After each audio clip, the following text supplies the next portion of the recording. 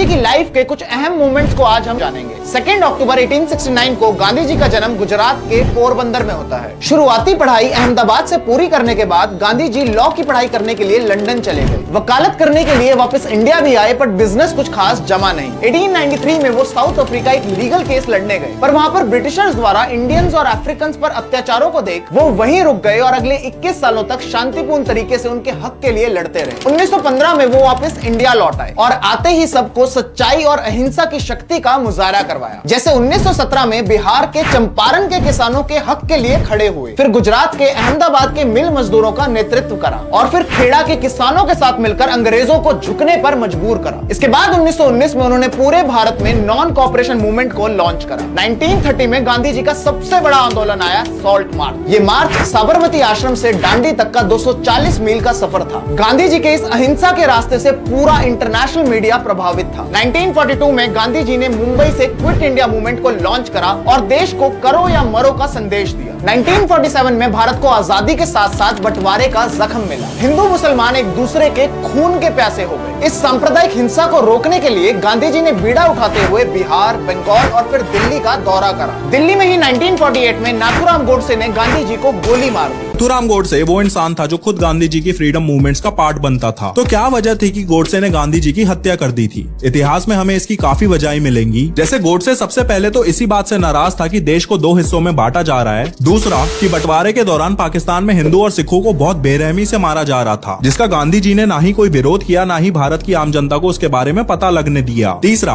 भारत में आए रेफ्यूजी मंदिर मस्जिदों में पनाह ले रहे थे। तब गांधी जी के कहने पे उन्हें मस्जिदों से हटवा दिया गया, ये तर्क देके कि मुसलमान नमाज कहाँ पढ़ेंगे। चौथा, आजादी के तुरंत बाद पाकिस्तान ने कश्मीर पर अटैक कर दिया था। इसके बावजूद भी गांधी जी ने पाकिस्तान को 55 करोड़ रुपए दिए थे। और पांचवा, गोडसे का ये सवाल था कि भैया जब मुसलमानों को उनके लिए एक मुस्लिम देश मिल सकता है तो हिंदुओं को उनके लिए हिंदू राष्ट्र क्यों नहीं मिल सकता।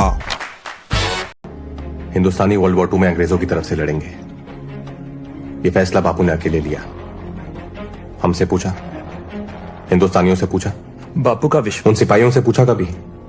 बापू का विश्वास है कि हमारी मदद के बदले ब्रिटिश सरकार हमारी बात सुनेगी। अंग्रेजों की तरफ से हथियार उठाना, अपनी जान गंवाना, ये तो अहिंसा का मार्ग है ना नेहरू। नेहरू तुम एक काम क्यों नहीं करते? बापू से कहो कि अंग्रेजों को समझाएं कि वर्ल्ड वॉर 2 अहिंसा के मार्ग पे चल के जीत लें। और अंग्रेज ही क्यों, उन्हें कहो कि हिटलर को भी अहिंसा का पाठ पढ़ाए। ये सारी अहिंसा हम हिंदुस्तानियों के लिए क्यों है? नेहरू, कुछ लड़ाइयां ना सिर्फ अहिंसा से नहीं जीती जाती।